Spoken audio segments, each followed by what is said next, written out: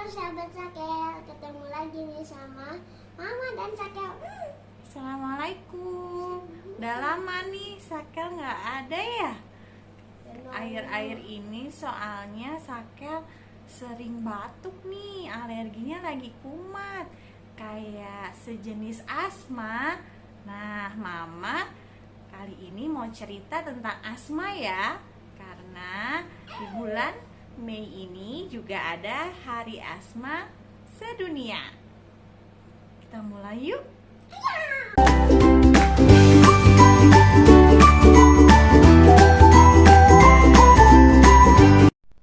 Asma adalah suatu penyakit atau kelainan berupa peradangan kronik atau yang sudah lama pada saluran nafas yang menyebabkan penyempitan pada saluran nafas sehingga akhirnya menimbulkan gejala-gejala episodik berulang.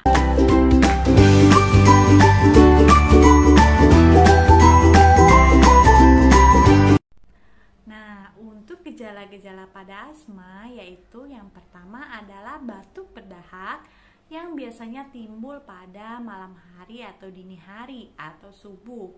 Ya, kemudian disertai dengan gejala yang kedua yaitu sesak napas, di mana nafasnya adalah berbunyi atau mengi. Ya, ini adalah gejala yang ketiga yaitu suara nafas berbunyi ngik-ngik yang disebut dengan mengi. Kemudian yang keempat adalah sampai dengan bisa terjadi dada terasa berat. Nah, gejala-gejala asma tersebut mempunyai ciri khas ya, yaitu yang pertama adalah ada faktor pencetus. Apa saja nanti kita sebutkan, kita jelaskan. Kemudian ciri khas yang kedua yaitu adalah timbul secara episodik atau dapat berulang atau dikatakan hilang timbul. Kemudian yang ketiga yaitu ciri khasnya biasanya gejala tersebut akan memburuk pada malam hari. Dan yang keempat yaitu gejala tersebut dapat reda secara spontan baik dengan pengobatan maupun tanpa pengobatan.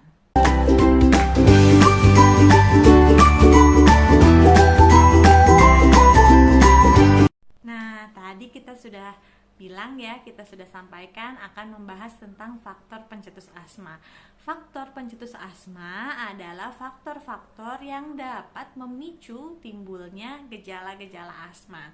Biasanya setiap individu itu dapat memiliki faktor pencetus yang berbeda-beda. Misalkan faktor pencetusnya yang pertama ada yang karena bulu-bulu hewan atau binatang. Kemudian ada juga yang faktor pencetusnya yang kedua yaitu karena asap rokok. Yang ketiga bisa juga karena asap rumah tangga. Kemudian yang keempat bisa juga karena debu di kasur atau bantal. Kemudian yang kelima juga bisa karena bau-bauan yang menusuk. Faktor pencetus yang lainnya yang keenam adalah seperti obat pembunuh serangga, itu juga dapat menjadi faktor pencetus. Kemudian yang ketujuh bisa juga karena tumbuhan, biasanya dari bunganya atau tepung sarinya ya. Kemudian yang kedelapan bisa juga karena perubahan cuaca. Yang kesembilan bisa karena kecapean atau kelelahan, keletihan. Kemudian yang kesepuluh bisa karena psikologis ya atau stres. Kemudian yang kesebelas bisa juga karena infeksi saluran pernafasan akut atau seperti misalkan ada batuk, ada flu, seperti itu bisa mencetuskan timbulnya gejala asma. Yang ke-12 biasanya juga dapat ditimbulkan karena makanan-makanan atau minuman-minuman tertentu, biasanya jenis seafood atau makanan laut ya, seperti ikan-ikan laut, kemudian udang atau produk hewani lain seperti telur, susu, kedelai, ataupun bisa juga karena kalau jenis minuman seperti minuman bersoda. Kemudian yang terakhir, faktor pencetusnya bisa juga disebabkan oleh obat-obatan tertentu atau ya istilahnya alergi terhadap obat juga ya gitu ya. Obat tersebut seperti jenisnya biasanya obat anti nyeri ataupun antibiotik.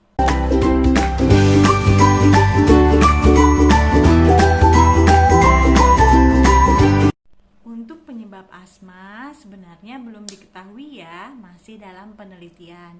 Namun memang ada faktor-faktor resiko yang menyebabkan individu tertentu lebih rentan mengalami asma. Yang pertama yaitu faktor resikonya adalah kecenderungan alergi atau yang dikatakan dengan atopi.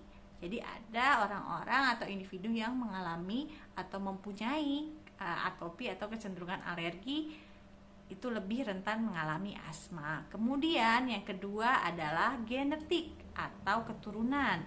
Biasanya orang tua atau misalkan kakek neneknya memiliki riwayat genetik alergi dalam bentuk asma ataupun alergi yang lain seperti rinitis alergi atau sering bersin-bersin terutama pada pagi hari, atau masalah alergi di kulit. Nah, itu dapat diturunkan pada anaknya atau cucunya seperti itu.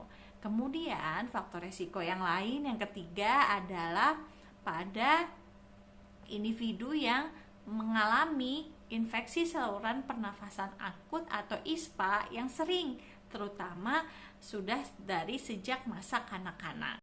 Nah, faktor resiko yang keempat adalah sering terpapar alergen dari udara ataupun paparan virus yang terjadi pada masa bayi atau anak-anak di mana kekebalan tubuh kita itu baru berkembang.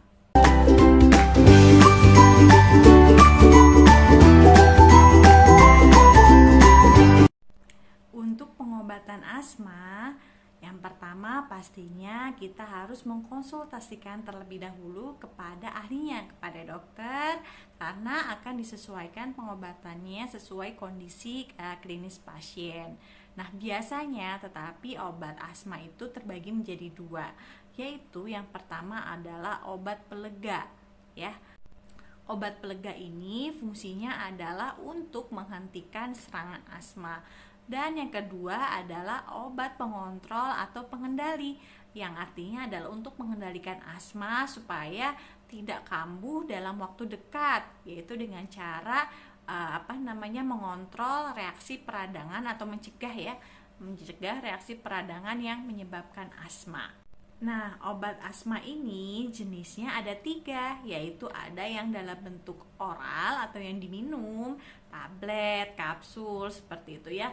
Atau ada juga yang dalam bentuk namanya inhaler ya. Inhaler itu dalam bentuk obat semprot atau yang dihisap. Kemudian ada juga yang dalam bentuk nebulizer atau artinya diinhalasi, diuap ya dengan mesin uap. Namanya seperti itu.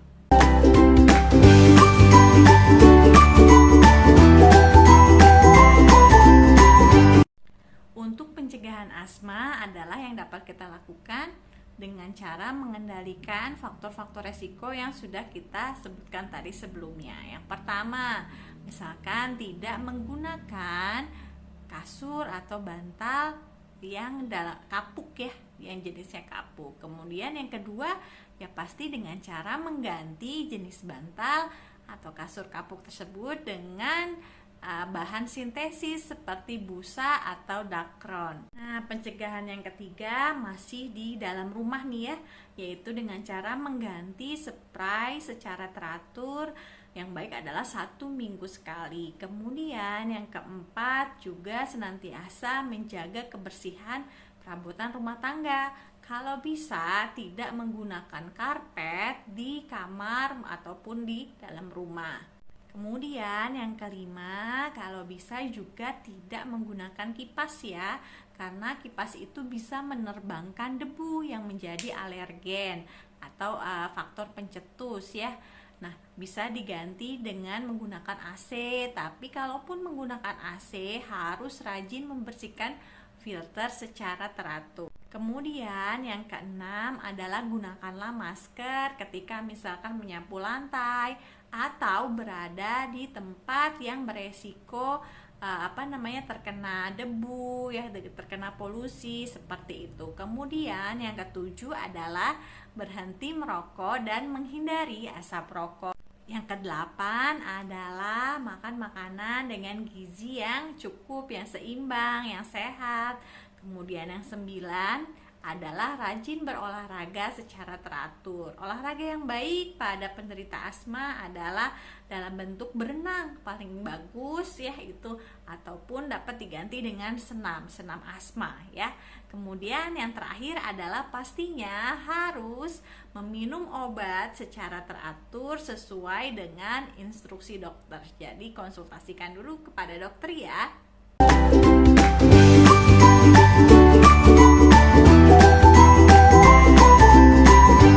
Nah, asma itu bisa sembuh tidak ya, Dok? Ada pertanyaan seperti ini. Asma sebenarnya sama halnya dengan yang sudah saya sampaikan sebelumnya tentang lupus, ya, dimana gejalanya dapat timbul secara episodik ya, berulang, hilang timbul, tapi dapat dikendalikan. Artinya dapat terkendali, stabil, tidak ada gejala, tidak ada keluhan, seperti itu. Cirinya apa ya, Dok, yang disebut dengan asma yang terkendali atau terkontrol? Cirinya dapat kita lihat dalam 4 minggu terakhir, yaitu yang pertama, tidak terbangun pada malam hari karena gejala asma. Kemudian yang kedua adalah timbulnya gejala asma kurang dari 2 kali dalam seminggu.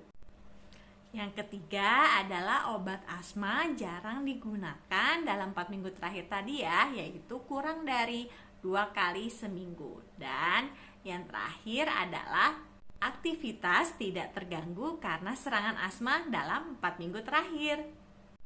Nah, ayo penderita asma semangat olahraga teratur dengan berenang atau senam asma, kemudian juga makan makanan yang sehat dengan gizi yang cukup dan seimbang, serta hindarilah faktor-faktor pencetus asma tersebut untuk menjaga kestabilan asma supaya tetap terkendali atau terkontrol.